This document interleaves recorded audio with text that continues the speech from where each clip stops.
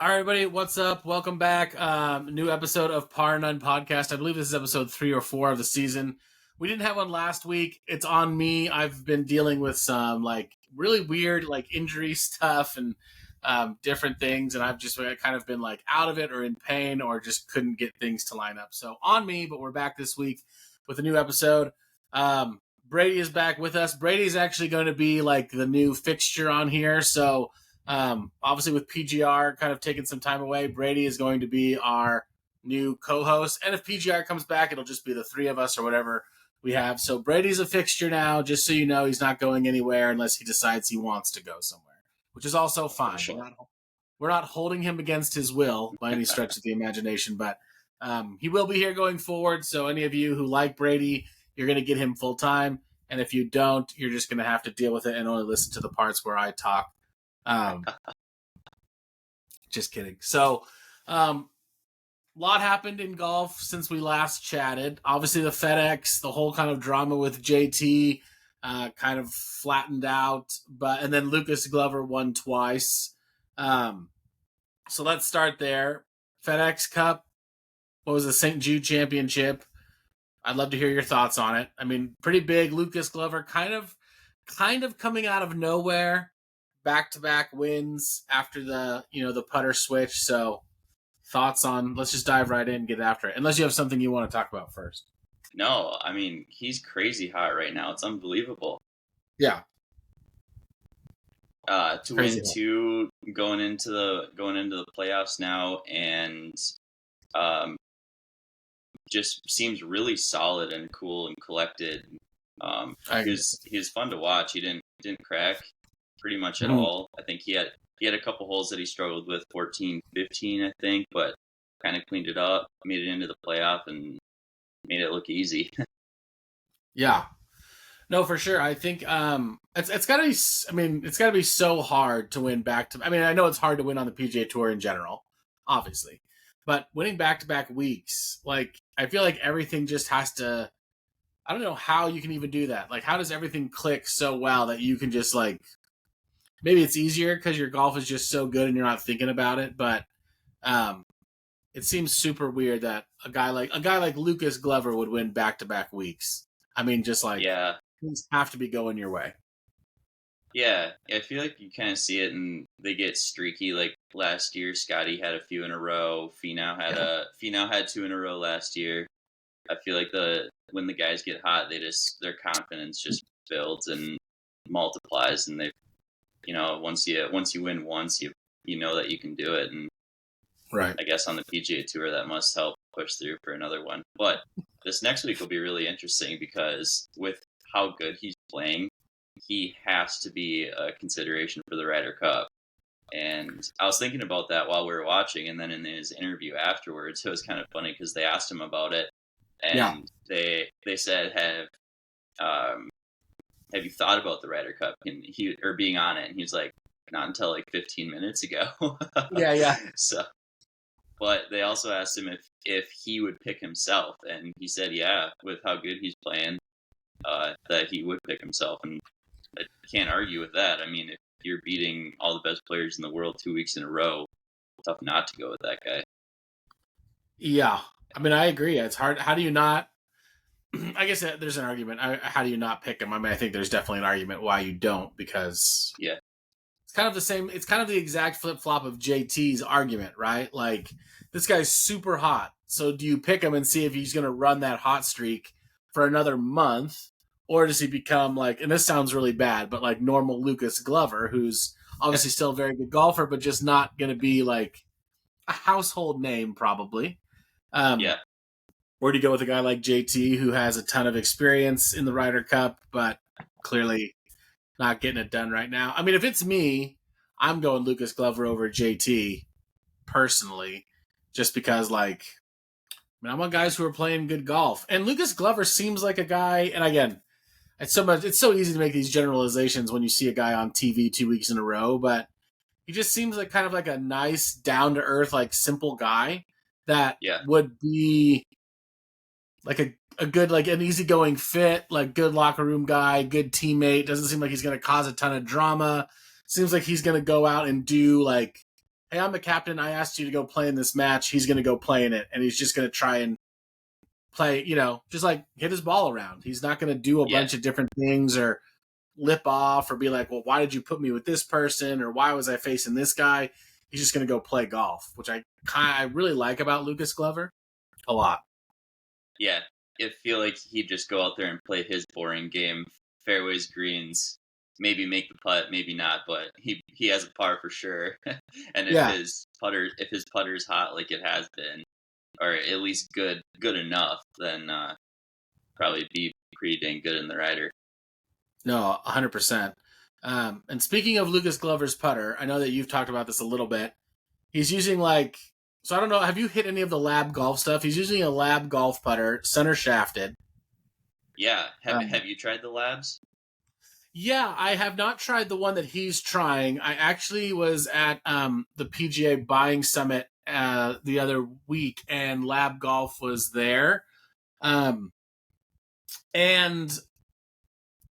yeah, it's fine. I don't get the hoopla around it personally. Mm-hmm. I don't think there's nothing I hit in a lab that I was just like, oh my gosh, I have to run out and grab one of these right now. Like they've revolutionized it, but people swear by it. I mean, like a lot of people swear by other things, but so I've hit some of them. I mean, and maybe I'm just not a good enough putter to know the difference, but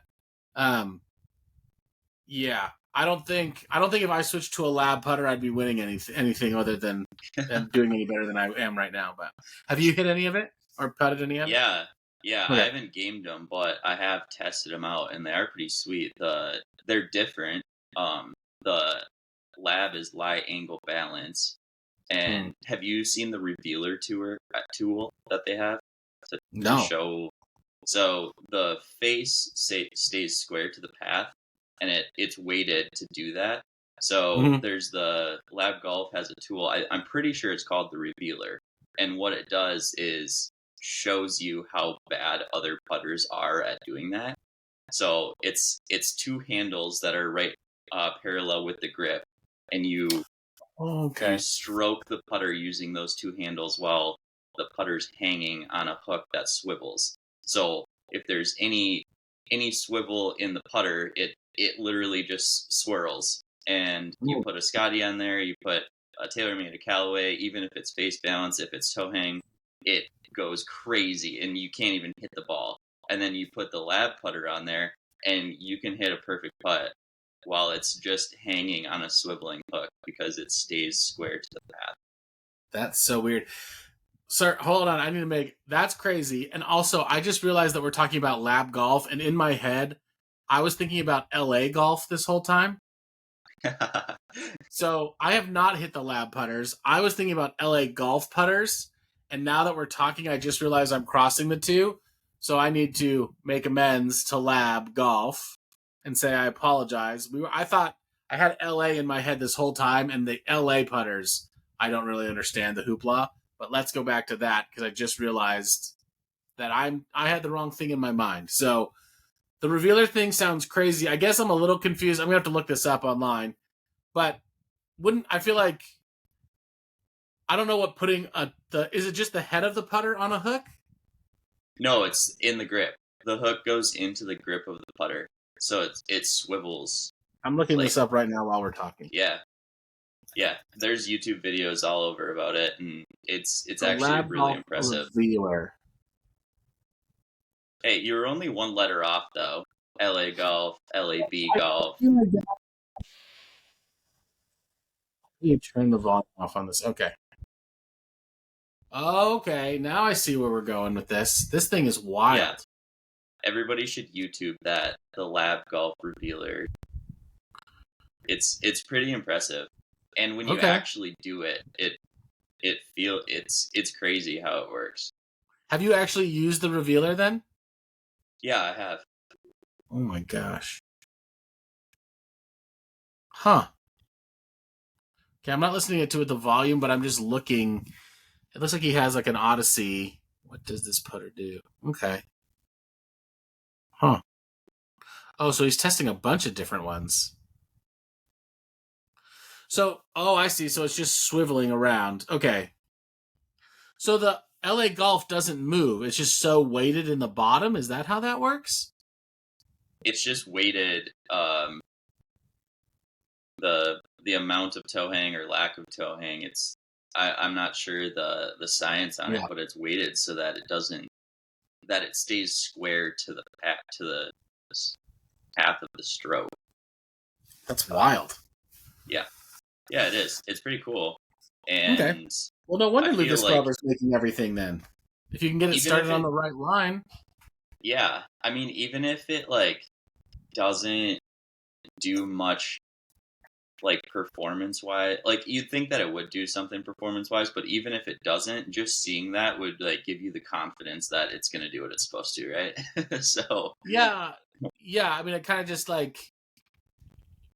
what am I trying to say here? Gives you gives you confidence. I guess that's the perfect way to talk about it. Is even if it doesn't really do anything, are they all okay? So now that I'm kind of going down a deep hole here. Are they all kind of center shafted? I am actually not sure on that. I'm looking the ones at that it I've seen are. Okay, yeah. I know that. Well, because they have the long putters, and then they have the standard size, 34 or 35 inch too, and they all do that same thing. They're all weighted to do that, where they stay square to the path. But the the long ones, Glover's winning with it. Adam Scott is using it, and he's I think ranked 13th in strokes gained putting right now. And then Bernard Longer's using it, and he's winning like crazy on the Champions Tour. So it's been successful for the guys that are using it. They're so ugly. Yeah, they're not pretty. Yeah. And Adam Scott's is I think he has a black shaft with a red head, or at least he used to, and there's screws all over the bottom of it, and it's not a pretty looking putter, and I think that's why I haven't considered gaming one. Is just because I'm not sure I'm a huge fan of the looks of it, but it seems like it's working. Yeah, for sure. I kind of want to try it out.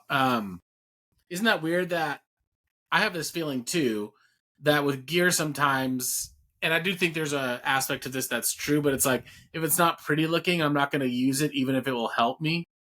That's how I feel about that. I hear that and I'm like, wow, that's kind of cool. You see the revealer video and then you're like, yeah, but it doesn't look as pretty as my Scotty. So even if it helps me make more putts, I'll probably just go with the Scotty. It's only 3 strokes around. I'll give that up for a pretty putter. It's so funny.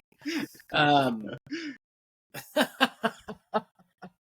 give it up. Yeah. It has very PXG vibes. Mm-hmm. Which I is really a no-no. PXG is my no-no brand. There's a brand I'm not touching. It's PXG, except for their gloves. I know we're getting off on a tangent here. PXG makes really good gloves. The rest of their stuff is absolute dog shit. But I've never tried their gloves, but the gloves that I have tested, I can agree I wasn't a huge fan of. But the exposed screws. That's on the Lab and the PXG. I got those vibes too with all the screws that are exposed. And I don't like that. Why? Why do that? Why all that exposed? Is it just for the weighting? I mean, there's I'm even looking on the blade, and on the blade bottom there's there's 6 screws, and then on the top there's 2 over the toe, and it looks like 2 on the heel under the shaft because it's a center shafted. Just 6. 10 screws? That's for a blade putter? Adam Scott probably has 20 on it. But you'd think that they could do that weighting internally. Yeah. Maybe that's just their way of looking different. Very interesting putter. It seems to work. Yeah. It performs. The revealer shows that it can stay square, but the looks. Looks are what wild. And I don't know if I mean, I'm with you. I don't know if I can get past that. Do you know what do you know what they're running cost wise? No, I'm not positive. Okay. Probably 500. Okay, so for the Link 1, which is the blade, I guess would probably be what I would play. Mm-hmm. $479 for the stock one, which like you said, you can get in 33, 34, 35, but there's 6 weeks on shipping. Oh. So pretty, I mean, comparable price range. I mean, like higher end, $479. So like Scotty, Toulon, that kind of thing. Yeah, and when you hit it, you can feel it's a premium putter. I mean, they feel good. Okay. So all right. I feel like that's justified. I guessed 500, so that's right about where and that's I think just the. So that's the. Let's see. That's the. There's a one that's huge in blue. Oh, it does come in black. It was blue on the picture, but it looks like a big black, like piece of lead on the end of a. It's wild. Like a military tank. That's what I always think when I see those ones. That's so weird. I just can't get over the look of them. I'm like, now I'm. Yeah, you should test one out when you get a chance. Where do they sell them everywhere? Yeah, I've seen them in most golf shops. I don't know where I've been on this. The what is it called? The directed force one. Have you seen this? I'm not sure.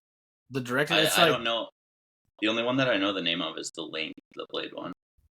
Okay, yeah. So there's the one called a directed force, and I'm looking at it now, and it's, I don't even know how to describe it. It almost looks like the front of a blade, and then it looks like almost like a horseshoe bottle opener on the back end. Oh yeah. It's the craziest thing I've ever seen. Yeah, Adam Scott was or is playing that one. That's the one I think he might have started out with, and then he moved to like more the little tank one. It doesn't even look like that should be allowed. Like that head shape doesn't even look like a golf club. It just looks like some weird. I don't know. Yeah, it looks like somebody just took a bunch of like different random pieces of metal they had at home, and we're just like, "That's a putter." Works. Yeah, that's confined. Let's see if the face stays square.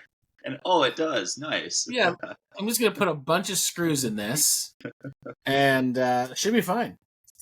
Yeah, they are cool though.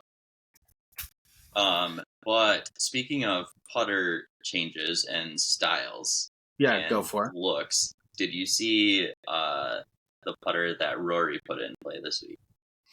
I mean, I heard the stories about it. I didn't look at it too closely, but I heard about the whole like, he had to like go to his caddy. He had to go to like Edwin Watts or something like that. Yeah, but I didn't see it. He was looking for the change. Yeah, he put in the Scotty 5.5. I'm actually that's the model that I'm playing right now, and nice. But his is like a bronzy copper finish on the head with a black shaft. Sweet looking putter. And I watched him putt with it on Friday and Saturday, and his stroke looked really good. He was rolling it nicely.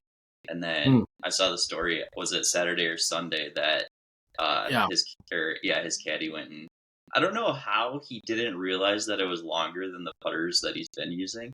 Like, how would someone not notice that for him at least? But pretty funny that he had to. Like, you're a professional golfer. Yeah. How do you not feel that that's different? Yeah, you'd think that he would have picked up on that sooner. I thought that was super interesting, but hilarious that they took it to a local golf shop and had it cut down. I wish I was working at that golf shop. Well, yeah, and the thing I guess I don't really understand how, I haven't been around the pro game a ton, if I'm honest. So, I know one of the things they said on TV was like the tour trucks are all out, they all are gone already. And it's like, so I don't know. I don't wonder what the reasoning for that is, because it seems like you would want them around if you needed any changes. So I don't know, but apparently like all of the tour trucks were gone. And so that's why he had to go do that, is because that's really, really there's nobody there. Or even like the golf, like where did they play it at? Like that country club doesn't have a place to they don't have a club guy there who can do that for you, or I don't know. So wild. And I don't know if I trust Edwin Watts or whoever. I don't know if I'm Rory McIlroy, I take my putter down to the PGA Tour Superstore and get some 23-year-old kid there on a Sunday afternoon. Like, hey, can you cut this down for me? Be like, okay. If I'm Rory, I'm going to buy a saw. I'm doing it myself. Yeah, right. You just see Rory in the clubhouse, like re-gripping it on his own. He's got like a super stroke he got from the store. He's just like, no, out of the I'm trunk in, of I'm his doing car. That'd be awesome. But yeah, no. I don't know why the tour trucks were gone, because all the events that I've seen, it seems like they're there at least through Sunday morning until the guys tee off in case they need anything. But maybe they're already off to the BMW to get ready for it or something. Yeah, I don't know how that scheduling works. Maybe by the time, because you think like if they break something or anything like that, they could get a new one. And I don't know how that operation works. It seems like you should be able to get to a place. Well, maybe they need to be there for Monday or Tuesday because they're going to be there playing practice rounds, and that's when they're getting their equipment dialed in. I really don't know. Yeah, I have heard, like, I'm not sure what brands it was, but a tour guy that was playing one brand, his truck wasn't there. Let's say it was TaylorMade. He went to the Callaway truck and they fixed it up for him. So I have heard of people doing that, but I've never heard of no tour trucks being there and people having to go to the local golf shop. That's hilarious. Part of me is surprised that they would fix it. Part of me isn't, I guess, because it's kind of like probably a close-knit group. But it would be weird to be like, hey, Tiger's got his TaylorMade driver in the Callaway truck getting it fixed. Although, if I'm the guy on the truck, I want to fix Tiger. I want to be the guy who fixed Tiger's driver regardless of who I work for. So, I don't know. Yeah, I think they're all buddies out there. It's got to be a really close-knit group.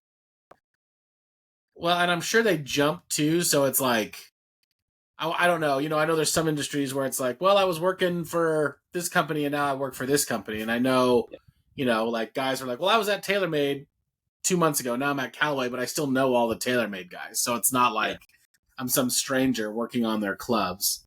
And I'm sure there's a lot of that goes around too. But it's just wild to me. Still wild to me to think at that level that you don't have, like, Roy doesn't have a guy who can get that done for him. Like, I just can't believe that. Maybe it's just not as uppity as I think it is. I think it should be, like Rory McIlroy should have a guy that just travels with him to make sure his clubs are good. But well, then on the other extreme, Scotty put in a new putter, and his was a custom putter, like just for him. So he must have had a whole team working on a putter. Because did you see that one? I did not. That was so he has a TaylorMade Spider X. So similar to like the mallet that Rory was using for a while. But Scotty didn't like the feeling of the weight in the back of the club, which is kind of the point of the mallet. But they rigged it, so they basically made most of the back of that mallet hollow with very little weight back there, and then moved all the way forward and took out the face insert and put on an actual milled face. A milled face. So I think they called it the Spider X Tour. I'm guessing that it might be released to the public now that they made one. They might come out with it for the general public, but it's so funny. I don't know. It looked pretty cool. And put a milled face on it. So why not just play a bladed milled face putter? He likes the feel of the blade, and he wanted it to perform like a blade, but he said the alignment is what he needed. So he needed the longer head to have better alignment, and we'll see if he keeps it in play. I'm not sure his putting stats this week when he used it for the first time, but sounds like these guys need to go to Lab Golf based on what I'm hearing. Everybody should just be switching over to Lab Golf putters. They got to talk to Lucas. Yeah, that's wild. That's so crazy. Yeah, I mean, I don't know. I'm just caught up on this Lab Golf thing because I'm like, why isn't everybody playing them? Do you know what I mean? Like, it seems like if they're that like much better at like staying on path, just seems like, don't you think everybody should be playing them? I don't know why I'm caught up on it so much. I'm hung up on it though. Yeah, I want to go try one again now that I do too now. Now that Lucas is winning, I mean, Bernard has been destroying with it, but they all use the long putter. I don't think I could do that. No, I I'd don't have think to so go either. to a standard 34 inch. Yeah, and I wonder how much of that is impacted by the length. I've tried long putters. I don't know. I feel so much less control with a long putter. I don't know how guys feel comfortable with them. Yeah. And I mean, I guess if I practiced 8 hours a day, I probably could get pretty comfortable. But yeah, long putters have never been. I've just I don't know. This sounds like so like golf uppity, but I feel like I'm just so traditional because I grew up like here. You just play a blade putter. It's a traditional length. I just always did it, so it's hard to be like I'm going to try something really random and new, like a big horseshoe on the end of a center shaft.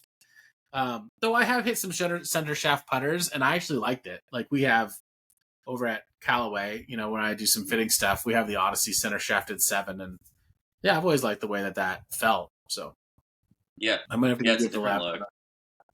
But I guess Lucas probably switched to it because I think he missed a 1 foot or 2 foot putt for a 59, and then missed the putt coming back and shot a 61. So you're probably willing to try any length putter at that point. Well, it's worked for him. I mean, I don't. That's the other thing that's crazy too about these. You know, probably because they're so good, but it almost kind of seems like the reverse. Like if you were really bad, it might be like, well, maybe you should try this long putter because you can't get any worse. But when you're as like good as you are at that level and you've been doing something, it almost seems so much more risky to switch to like I'm going to try a completely different length, completely different head. Whereas when you're not very good, it's like, well, why don't you try this? Because what you're doing right now is not working. Yeah, 100%. So I always think that's interesting. So a lot of putter changes. Scott, yeah.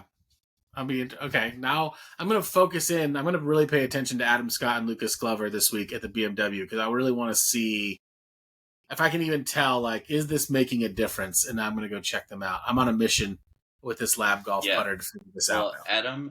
I think Adam missed the playoffs, but Lucas and who else uses one? There's at least one other guy.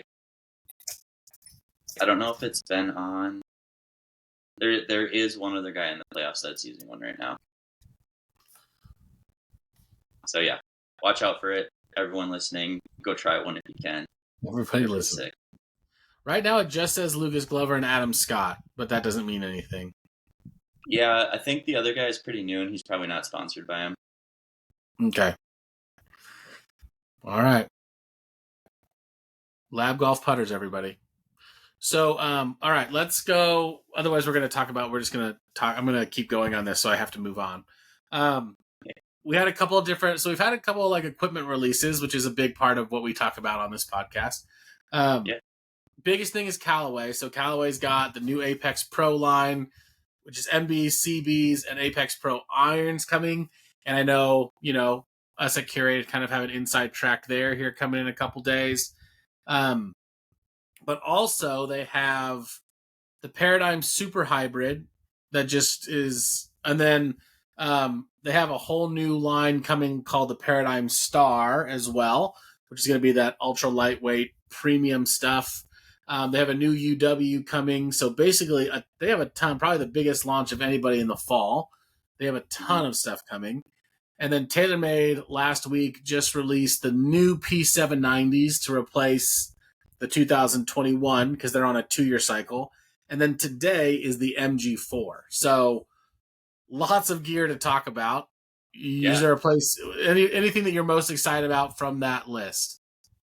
Well, let's start with Callaway. I feel like they have the most to talk about, and I love this time of year because it's always the January, February where you're waiting for all the new clubs. But in the fall, there's some of these off-season releases that are always fun. So I think the most interesting one is the Super Hybrid. I cannot wait to test that because I feel like it's going to be a really, really good hybrid and just long hitting club in general for mid to high handicappers who really need that forgiveness, the long par 4s, hitting into par 5s, even off the tee. feel like it's going to be a weapon. So I'm super excited to get my hands on it. But do you know anything more about it? Well, did you hit the Epic Super Hybrid ever? No, I did not. Okay. So yeah, I mean, I do know a little bit about it. It's a bigger headed. So it's literally like it's not designed for golfers who are just like, well, I'm just looking to like upgrade my hybrid, like a traditional hybrid. Like it's a thicker thing, and it's like, hey, I want a long club, and I struggle maybe hitting a traditional 3-wood or a traditional hybrid. Like I want something that's going to pack a punch. Um, so it's supposed to be pretty long. I haven't hit it yet. It's supposed to be pretty long, but yeah, it's really designed for like I want a long club, and I may struggle to hit longer clubs, even if I struggle hitting a driver. So it's going to be like I think a pretty hefty thing. And if it has any of the Paradigm technology, I'm really excited about it because they've, I mean, we've talked about it a ton on this podcast, but I really feel like they just nailed the Paradigm line from a woods perspective. Yeah. Just up and down from woods to driver to hybrid. So I'm pretty excited about the Super Hybrid. It's not it's one of those things that's like, man, I would love to put it in play. I want to know if it's going to be more like a mini driver, because I have been testing the TaylorMade new burner mini driver, and I love that idea. So I'd love to try. I wonder if the Paradigm Super Hybrid will be something similar to that as far as just like performance or distance. In my mind, I feel like it's like a mini 3-wood is kind of like what I'm picturing it as, and I am excited to try it out and see what the launch is like, what the spin is like, what the distance is like, and I feel like it has potential to replace the 3-wood and the 3 hybrid, depending on the distances that I can get out of it. But I don't use my 3-wood a whole lot, and I feel like if I can get a little bit more distance out of a hybrid, that it might be a really good club to put in the bag. Yeah. No, I agree. I totally agree. So, and I didn't really ever hit the Epic Super Hybrid either. I only saw it, but yeah, I'm intrigued by the idea of kind of this like wood hybrid marriage into a bigger thing. So, I think it'll be good. And then I think on top of that, I don't know if you ever hit, they have the Paradigm Star coming too, which is a little bit more hush hush, but, it's basically, I don't know if you hit like the Epic Max Star, that like super lightweight stuff, or the new one is the Greatest Big Bertha. It's going to be like that, only I think it's going to be called Paradigm Star, and it's going to have more of a Paradigm technology to it. Still lightweight, but I think finally they are going to lower the price a little bit too, so it's not just astronomical, because I don't know about you, but I hardly sold any of that other stuff just because people are not going to buy a $700 driver when you can get, I mean, it really doesn't make any sense. Like I can get, you can put a 40-gram shaft in a Paradigm and sell it for, or buy it for 600, or put a 35-gram shaft in a Epic Star Max or Great Big Bertha and charge $800. Like nobody's going to do that. Why would you do that? Yeah. I think the lightweight technology can help a lot of golfers, but the Epic Star never really took off, I feel like, because nobody wanted to pay that much. So they definitely need to make it more accessible price-wise and similar to a normal driver, even though it has a lighter weight technology. But definitely has potential to help people's games. Just need to make it at that price point where people can actually afford it.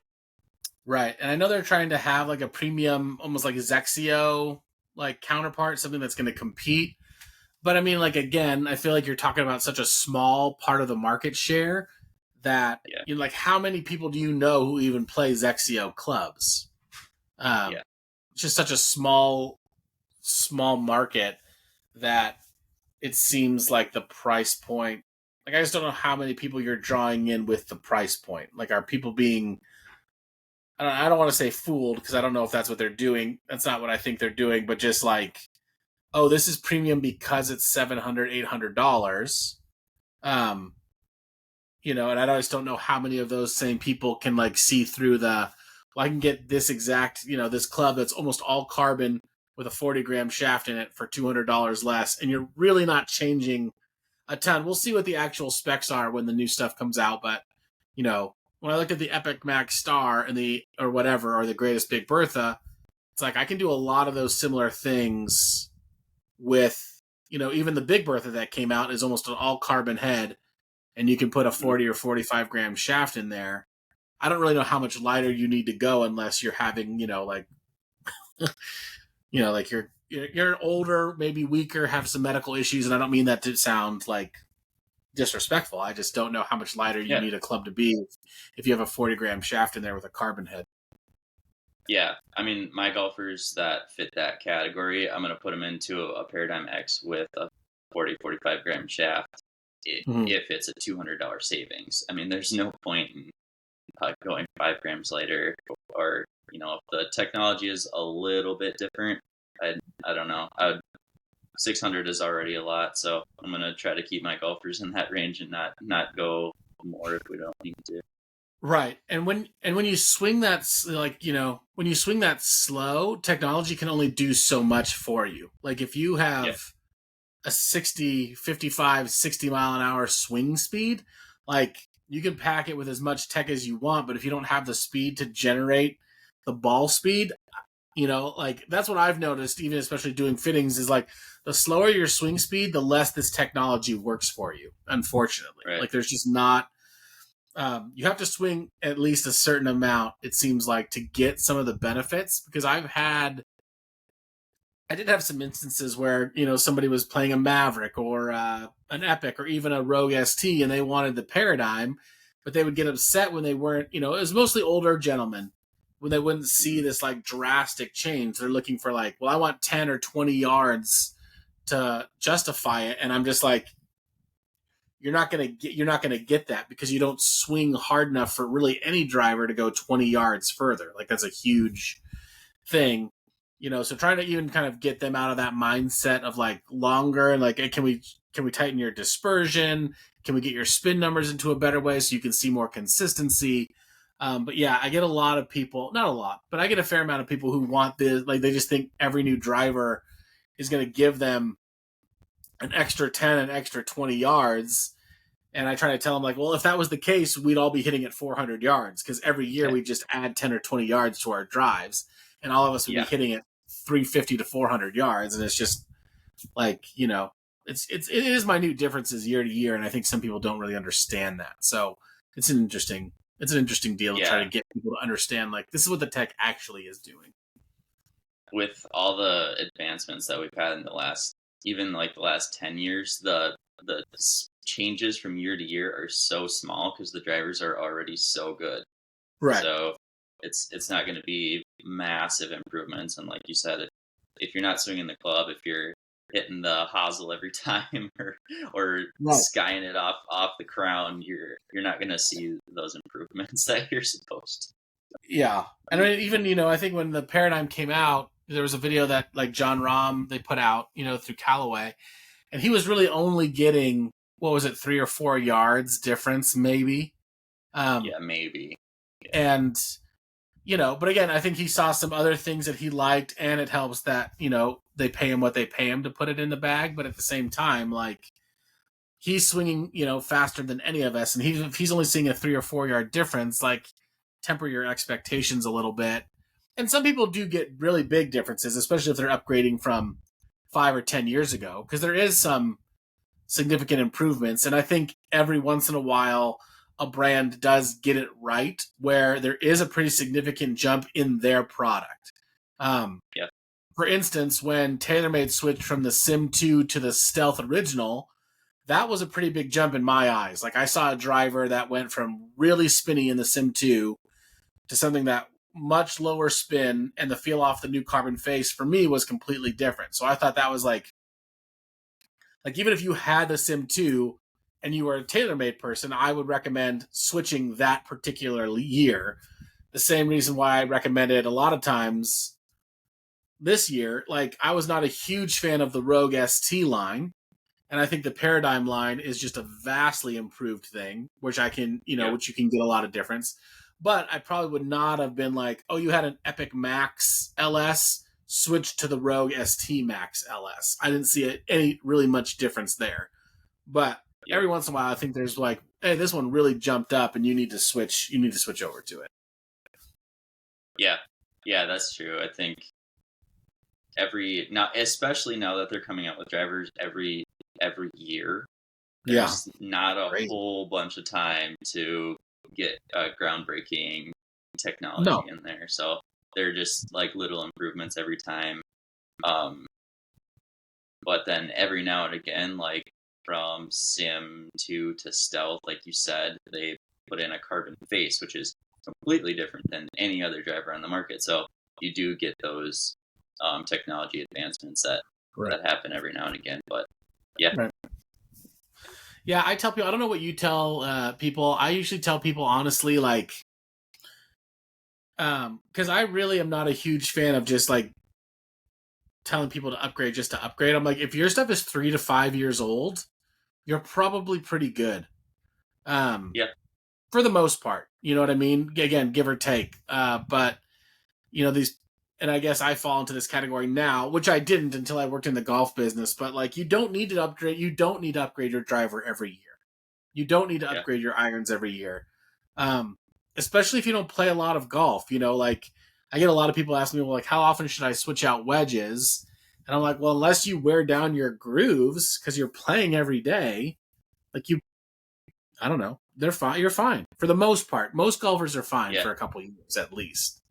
Yeah, I'd say wedges is probably the thing that you should switch out the most. Every couple years, especially if you're playing like weekly. You could probably, I mean, if you switch wedges out every year and you're like a weekly golfer, you would see a difference in spin because the grooves the grooves do wear, and first grooves are always making a difference. But for irons, yeah, as long as you're in the proper setup. Because, a lot of times, you know, a guy might have a driver that's 2 or 3 years old, but it's a low spinning head with a super stiff shaft. And they're going to see a massive improvement when they soften up that shaft a little bit and get into a little bit higher spinning head. So cases like that. But if you are fit properly, I'd say at least 2 years for the driver. And then, I mean, you could go 10 years on irons if you wanted to. Especially as long as the grooves. Yeah, as long as the grooves are decent and it's the proper fit for you, it's not going to make a huge difference in technology in most cases. Yeah, unless you get fit at PXG and they put you in, like you said, a lot heavier, stiffer stuff. We don't have to correct a ton, but you do get fit at PXG. We always have to make those corrections because they do it wrong every time. Okay, Apex. So the irons. I think I'm most excited. The Apex irons seem sweet. They look awesome. I have not. Again, they have not been released even to our fitting stuff yet. But MBCB Apex Pro, all of them look pretty awesome, and I think they're going to be, especially, so the CB is taking the place of this TCB, which was a pretty popular iron.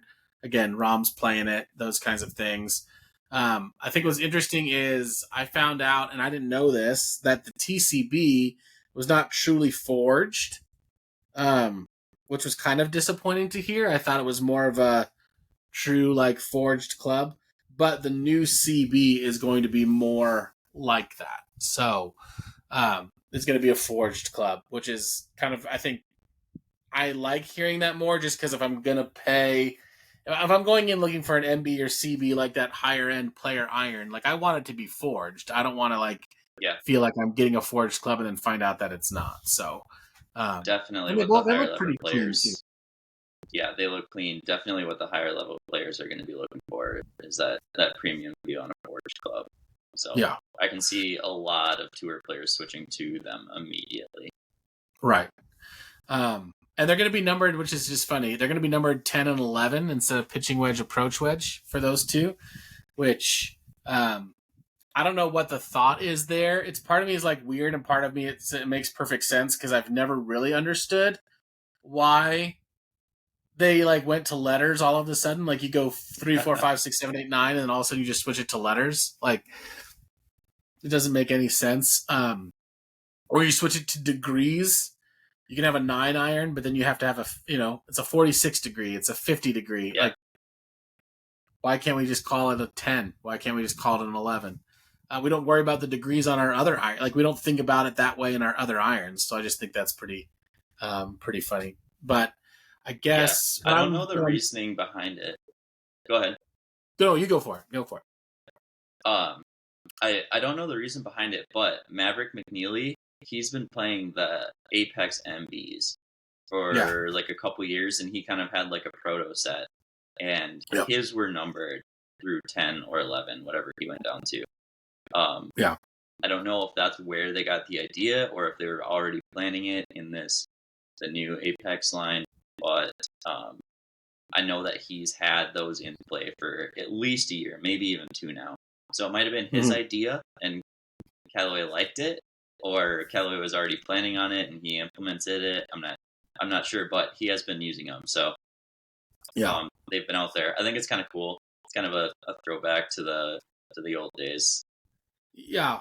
Oh, I like it too. And I've heard from some other guys that like really at the pro level, they really do think of, we've already like pitching wedge and approach wedge as just an extension of their irons. Like they're more distance focused clubs. They're not as like specialty clubs. So I think a lot of pros do want that pitching wedge and approach wedge in their iron sets that's what I've heard. I don't know how true that is. So I think to have kind of all that line up and just be like, this is my 10 iron, this is my 11 iron, is just where they're getting. That's what I assume is where they're getting the idea, because it does make sense. And actually, I was a firm kind of like pitching wedge guy with my iron set, and then I always played 3 specialty wedges. And I've actually switched over to the gap wedge in my iron set, and I have to say I agree. I love the idea of it matching the iron set more, because I am using a gap wedge more on full swings and like shots that I might actually hit. Like I want more of a distance out of than I need to, like spin or stop short or something around the green. I'll still use that gap wedge to chip for sure, but if I need it, but it actually has been more of an iron for me and not like a wedge, if that makes sense. Yeah. I like that. I think that we'll see a lot of different variations when guys on tour put it in play. I went the other way. I used to have a gap wedge in my iron set, and I switched to having, right now I have 50, 56, and 60, but I want to even add 45, 46 into that specialty wedge set and take that out of my iron set, just because I found that around the greens I can play a lot more shots and with a little bit more precision, where before if I wanted to hit my 50-degree gap wedge, I was kind of limited, and it feels a lot different with an iron 50-degree versus a wedge 50-degree. So definitely personal preference. What you like to do around the greens makes the shots you like to play around the greens makes a huge difference and deciding factor in that. But I love the option and the idea to go down to a 10 and 11 in the iron set, because I agree that they are mainly distance focused, and you want that consistency for those approach shots. And then once you get closer for those precision shots, then you can move into the wedges. But right.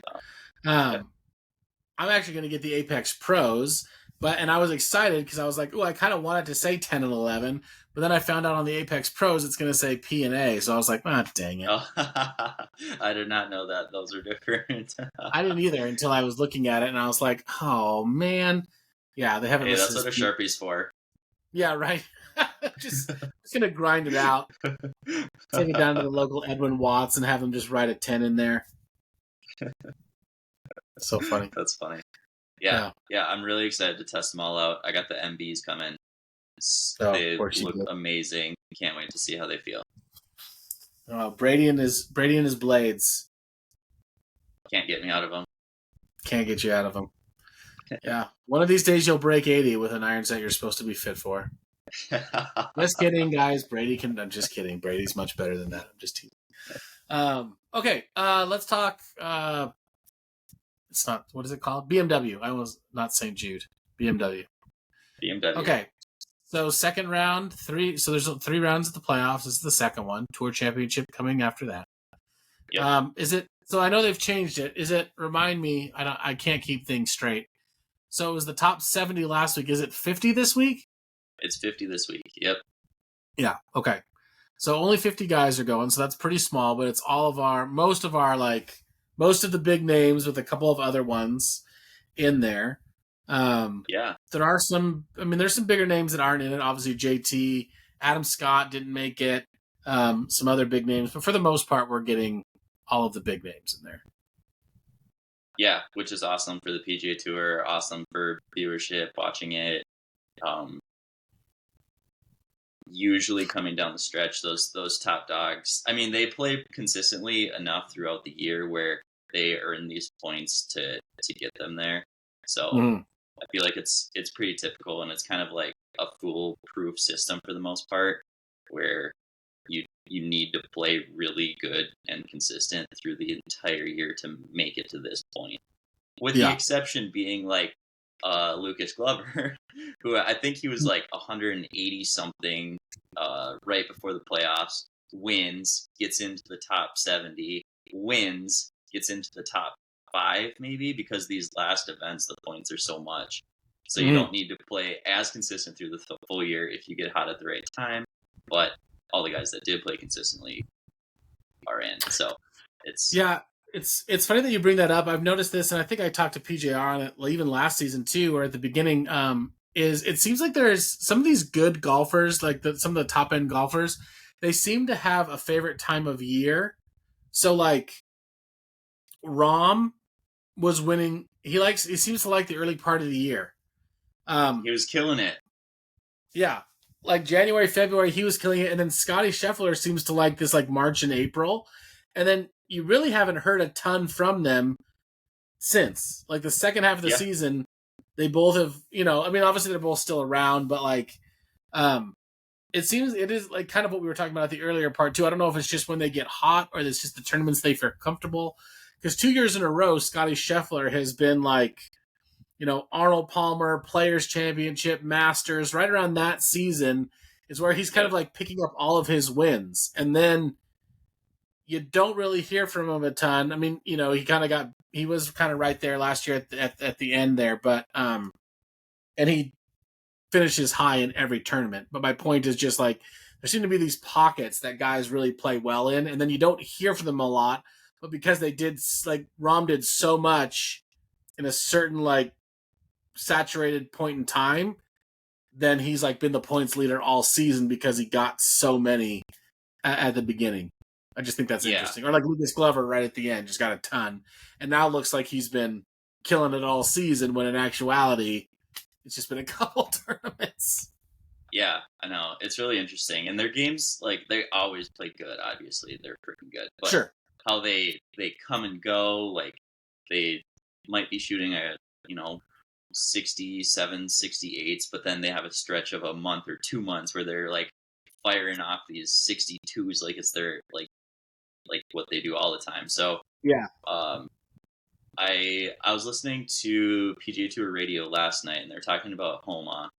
The second half of his season, he planned strategically to make sure he was peaking right now. So it was like from the British Open through the playoffs, he wanted this last month to be his peak.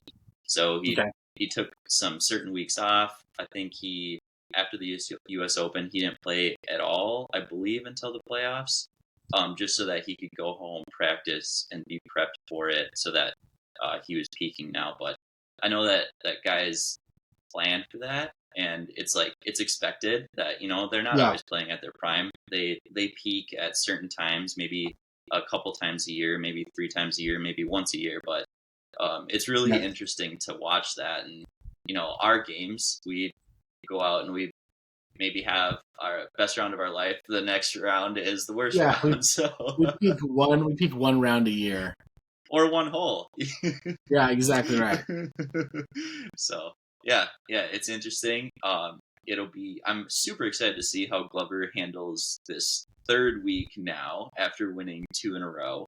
Yeah. Seeing what he can do if he can go 3. I No think shot. that no player has won 3 in a row since Tiger back a long time ago. Or actually, Scotty might have done it more recently. But yeah, it doesn't happen very often. Super rare. Mm-hmm. Finau did it last year. I think he was the only one to do it last year, winning 2 in a row. So yeah, it'll be fun to see. I think that we talked about it at a little at the beginning of the show, but if Lucas Glover can get top 5, I don't know what he has to do to be a big Ryder Cup contender, but yeah, I love seeing guys like this that you can say he came out of nowhere, right? Like we had no expectations of Lucas Glover winning and doing well in these playoffs. So right. Fun to see guys like that compete and get hot and play well. Who do you think is gonna win? Like who's your choice to win, and then maybe like who's your like sleeper pick to win? Like if you have those. Gosh. Yeah, I'd have to. I didn't look at the list to see where the points are right now, but I didn't watch this weekend so much. I watched the playoff, but I did watch Thursday, Friday. Okay, so my pick to win is going to be Rory, because I know that he's been finishing top 10 for sure consistently, at least in the game and in contention coming on the weekend. So. Rory's going to be my guy to win because he always does well in the playoffs. He's hot right now, it seems like. The putter switch, he was rolling it really good when I watched him. Let's see, for sleepers. Taylor Moore. Okay. He would be probably a really good sleeper pick. When I was watching him this weekend, looked solid. And can't get much more sleeper than Taylor Moore. That's true. How about you?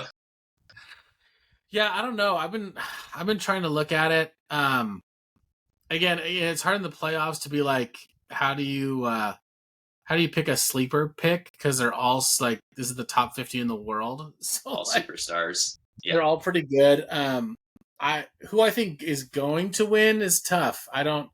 I think just based on who's playing good golf, I mean, I don't think Lucas Glover's going to win. I just don't see him, putting up 3 in a row. I would think that would be sweet if he did. I don't think he's going to do it. I really want to pick Jordan Spieth, but it's just hard. I have a hard time picturing him winning a golf tournament. Like he just doesn't. He's been there. He's close. But I just don't see him winning a golf tournament. I kind of feel like Victor Hovland's going to win, and I don't really know why. Oh, nice. I would be surprised if Cantlay, he doesn't really win anything all season, and then he gets to the playoffs and wins. My sleeper pick is going to be Cam Young. Not, again, not much of a sleeper, but he's 46th out of 50. So, like, if you want to talk about sleeper picks, I don't know. He can just get really hot, and I would just, he just seems poised to win something big, and I think that he could do it this week. I'd also really like to see Sahith Theegala win. Nice. Yes. I like him a lot. Of those picks. Those guys are awesome. Cam Young's swing is unbelievable. His driver, how slow a backswing it is, pauses at the top and then absolutely unloads. Yeah. The guy crushes the ball and he literally, his backswing is nothing. He pauses at the top and then is one of the longest hitters on tour. It's fun to watch him hit. Yeah, it is. Yeah, so we'll see. I mean, I'm going to try and my goal is to really zone in and watch because I wanted to watch last week, and then this silly like knee pain and insomnia and stuff just really kept me from like living a normal life. So feeling much better. So I'm trying to Thursday to Sunday. I'm really going to try and lock in so we can really kind of get down to maybe some nitty gritty more. I just missed so many shots, so then I can't really talk about it because it's like, did you see that? No. Did you see that? No. So.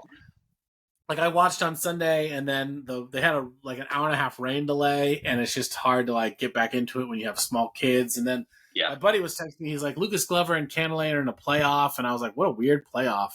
And I just never could get back to the TV to watch it. So I'm gonna hold you to it. Okay. Next week we're gonna sit down on the show and we're gonna talk about all the shots.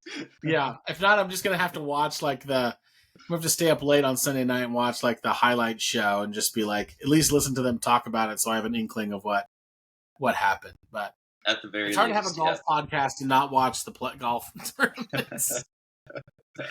So I got to figure that out. But, all right, guys, thank you so much for watching.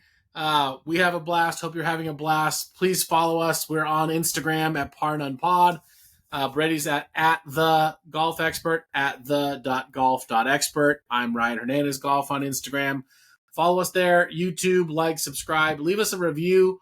It really does help kind of get our name out there and get this podcast performing well. So Apple, Spotify, all those places, if you feel led, 5 stars, write something. I know you hear that from every podcast, but it really does help us kind of get the name out there. Share it, whatever you need to do. But thank you guys so much. We'll be back next week. Hope you guys have an excellent week. See you next time.